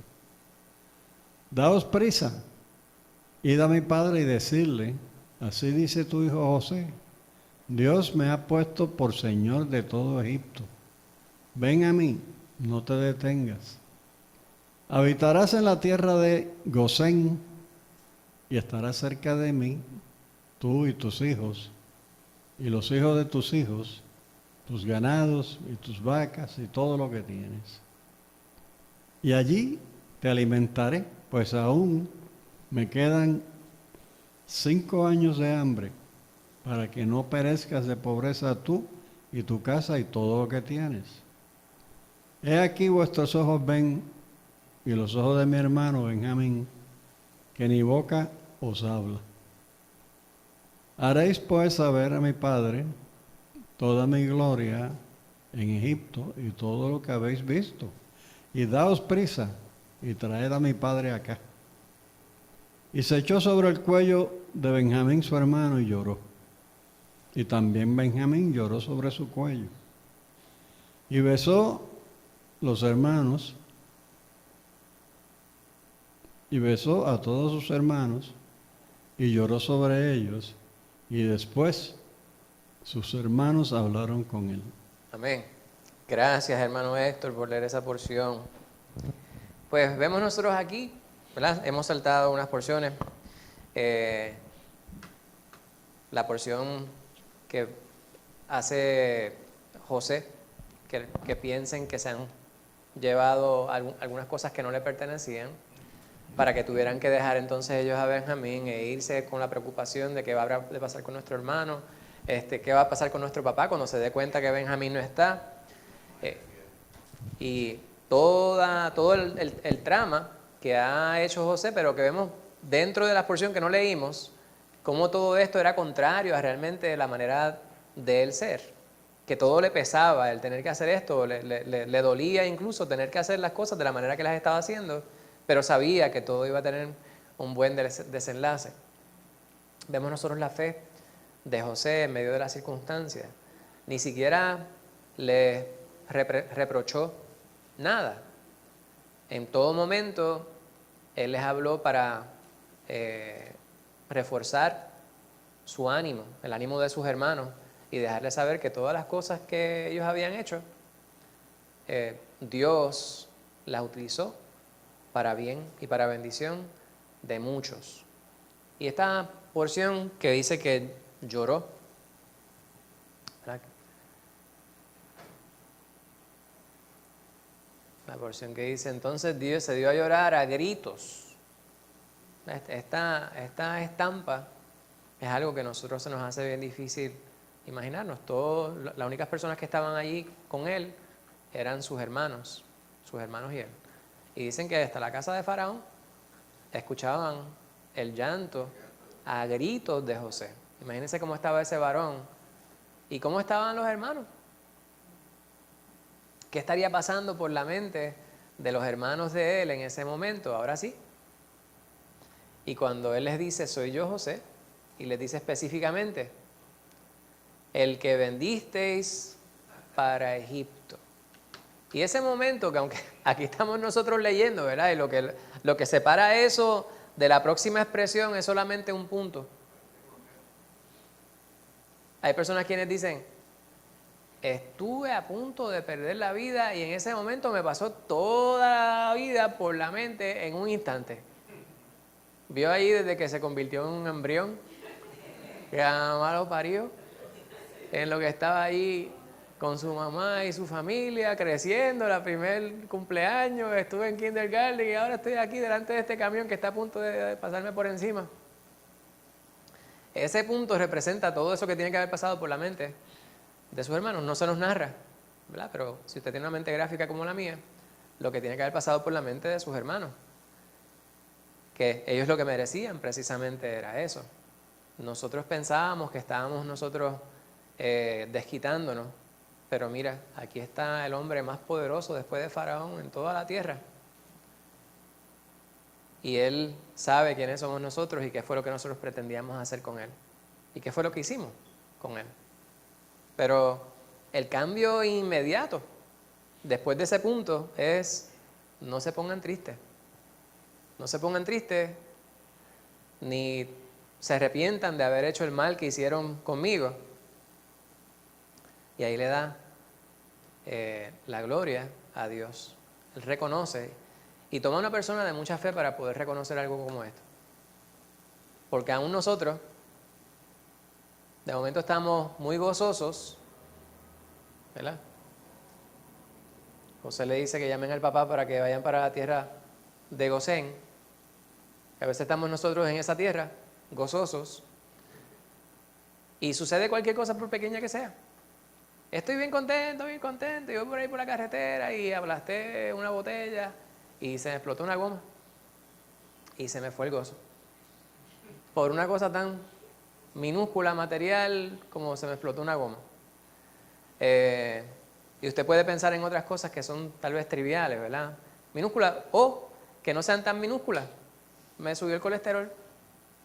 Ay, ¿qué es lo que viene próximo? ¿Qué? Pues no pregunte qué es lo que viene próximo, porque pueden venir otras cosas peores que las cosas que nos suceden. Debemos darle gracias a Dios en todas las circunstancias que nosotros vivimos. Eso estaba haciendo José. Él estaba reconociendo la mano de Dios obrando sobre su vida en todas las circunstancias y estaba viendo el plan a largo plazo. Está diciendo, mira, todavía queda tiempo. 5 años de hambre queda. Pero Dios nos ha dado la sabiduría para nosotros poder guardar en granero, para poder sustentar no solamente a nuestra familia, sino a las personas quienes están en derredor. Bendito sea Dios. Y hubo perdón. Besó a sus hermanos. Fíjense, el amor especial que tenía por su hermano Benjamín, que compartían padre y madre, sin embargo, dice, y todos sus hermanos, o sea que todos para él eran hermanos. Hermana Lucía. Y no recuerdo una historia en la Biblia, no sé si me equivoco, de que sea tan emotiva, ¿verdad? Esta es una de las historias más emotivas que podemos ver nosotros en la palabra de Dios, ¿verdad? Fuera de la historia que nos narra la palabra en el Nuevo Testamento de la resurrección de Lázaro, que vemos como Cristo se condolió por la muerte de su amigo.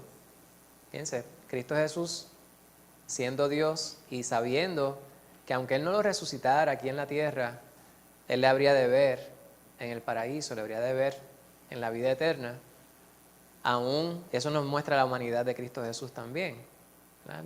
Él absorbió el dolor del amor, de la falta de su amigo, pero también Él dolor de sus amigas, de las hermanas de Lázaro. Pues es una historia también muy emotiva, pero ciertamente esta es una tremendísima historia en la cual podemos meditar largo y tendido.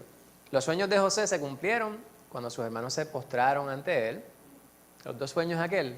¿Y ahora qué? Nosotros nos vamos a arrodillar ante ti.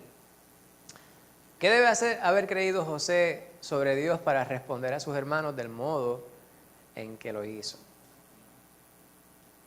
O sea, cuando llegaron ellos y él no les reprochó. Exacto. Dios tenía un propósito para salvar vidas, para preservarles. Amén. Ya le estaba claro respecto a lo que Dios estaba haciendo con él. ¿Verdad? Esta es la contestación que tenemos nosotros ahí. Para responder de esta manera, José debe haber tenido confianza en el amor de Dios, su poder y su sabiduría.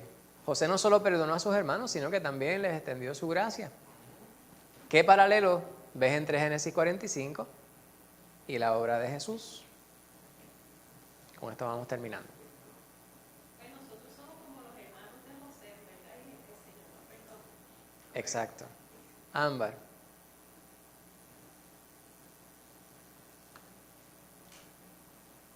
Hace poco me encontré teniendo mucho coraje por algo que había visto respecto al aborto, que es un tema que a mí me apasiona mucho. Entonces, en el momento, mi humanidad dijo, deja que ellos lleguen al infierno, que se van a dar cuenta, ¿verdad? Ojalá y allí se encuentren con todas las cosas que hicieron. Y por un momento casi llego a las lágrimas pensando que mientras yo estoy deseando eso, lo único que el Señor quiere es que ellos vengan al arrepentimiento. Amén. Y eso es lo que yo veo ahí. Amén. Amén. Pues precisamente, vemos ese paralelo y estábamos hablando sobre esto en la introducción del estudio. ¿Alguien más? Pues gloria a Dios. Vamos entonces a terminar con estas preguntitas aquí de aplicación. Esto es para que usted medite en ello, ¿verdad? No me tiene que decir nombre y apellido, número de seguro social, dónde vive, dirección, nada de eso. Usted solamente piense en ello. ¿Hay alguien en tu vida a quien te es difícil perdonar? ¿En qué medida la historia de José te alienta? ¿Verdad? Solamente piense en ello y ore por eso. Ahora, ¿qué te enseña la historia de José sobre cómo vivir mientras esperas que Dios cumpla sus promesas? Debemos ser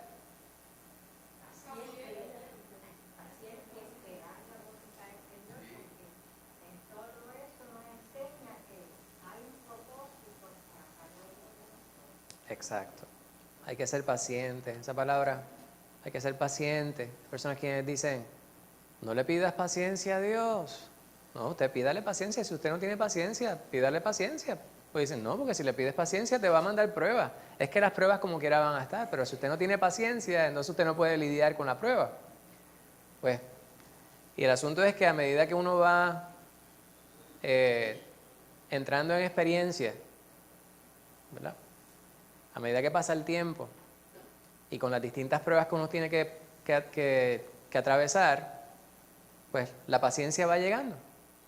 Y hay instancias en las cuales, si uno se fija en la mano de Dios obrando sobre nuestra vida en medio de las circunstancias, aprendemos a, no sé si la palabra es disfrutar, ¿verdad? Porque uno no creo que uno pueda disfrutar, y no es la palabra correcta, de las circunstancias adversas, pero uno se maravilla viendo cómo Dios no cesa de impresionarnos en medio de la adversidad. Aun cuando la situación no termine de la manera que nosotros pensamos es la más favorable para nosotros.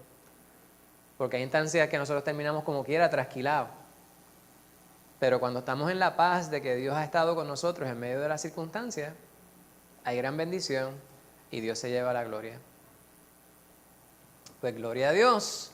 La semana que viene, les estuve diciendo al principio, vamos a comenzar el segundo tomo de los estudios. Pastor, yo puse aquí estudio número 1 porque es el segundo tomo, no puse estudio número 7. Estudio número 1. Sería unido con los héroes. La semana que viene los libertadores. Nuestro pastor nos va a estar llevando con el favor de Dios a través del estudio Moisés, el libertador renuente. Hoy no es domingo, así que no le defino la palabra, búsquela. Éxodo 3 al 14, esos capítulos, obviamente, como es mucho material, el pastor va a estar enfocando en algunos pasajes en particular, pero sería bueno que leyéramos la totalidad de esos capítulos. ¿Hay alguna pregunta, alguna duda, algún comentario que usted quisiera hacer antes de ir a la oración final? ¿No? Les invito a que tengamos una palabra de oración y de esta manera damos por concluido el estudio de esta noche.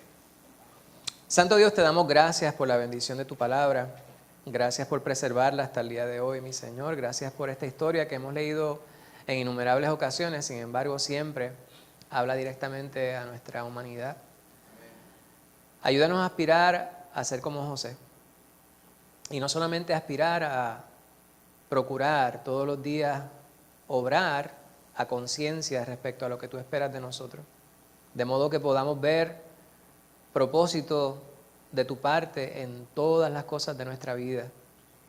Ayúdanos a no defraudarte, mi Señor, que podamos siempre darte la gloria, que podamos mantenernos gozosos en medio de la adversidad, de no guardar rencor contra nadie, mi Señor, aunque ellos hayan actuado en contra nuestra, que siempre esperemos poder ver tu rostro en medio de las circunstancias que no nos favorecen. Gracias por mis hermanos preciosos quienes se han dado cita en este lugar en esta noche. Te pedimos que tú alcances a todos nuestros hermanos quienes no están aquí, especialmente aquellos quienes nos acompañan a través de Zoom. En especial te pido por la hermana Angie, Padre Santo, que tú poses tu mano santa sobre su cuerpo y pueda ella sentir alivio en su condición. Bendícela, Padre Santo, y ayúdala a sentirse bien para que el domingo podamos estar congregados y ella pueda estar aquí con nosotros. Bendice a cualquier otro hermano, mi Señor, que pudiera no estarse sintiendo bien en esta noche. Aquellos quienes nos acompañan por Zoom, aquellos quienes no se hayan podido conectar y no pudieron estar aquí. Visítales, Padre Santo. Ahora te imploramos, Padre amado, que nos protejas en el camino de regreso a nuestros hogares y nos des un buen descanso en esta noche y que aquellas cosas que restan por hacer todavía en esta semana laboral, seas tú administrando nuestro tiempo para que podamos dedicarte tiempo a ti como tú mereces, mi Señor. Te lo imploramos todo dándote gracias en el nombre de Cristo Jesús. Amén.